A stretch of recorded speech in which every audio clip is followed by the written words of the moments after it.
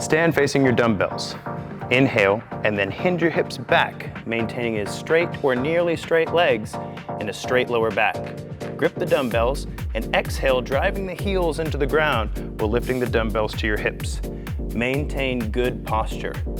Inhale and return to starting position with control. Repeat with good form through program reps.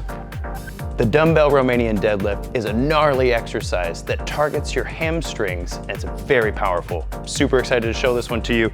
We've got dumbbells, we've got gravity. Let's get into it. Now, the Dumbbell Romanian Deadlift is not the conventional deadlift. In this deadlift, Katie's keeping her knees just slightly bent or even straight so she can feel a super deep stretch in her hamstrings on the way down, and so she can flex them on the way up.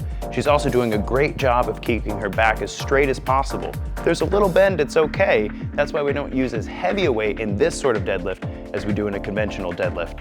Katie's also doing an amazing job of shooting her hips back when she comes down and keeping her chest and head tall when she comes up. Excellent job, Katie. We're gonna have hamstrings for days.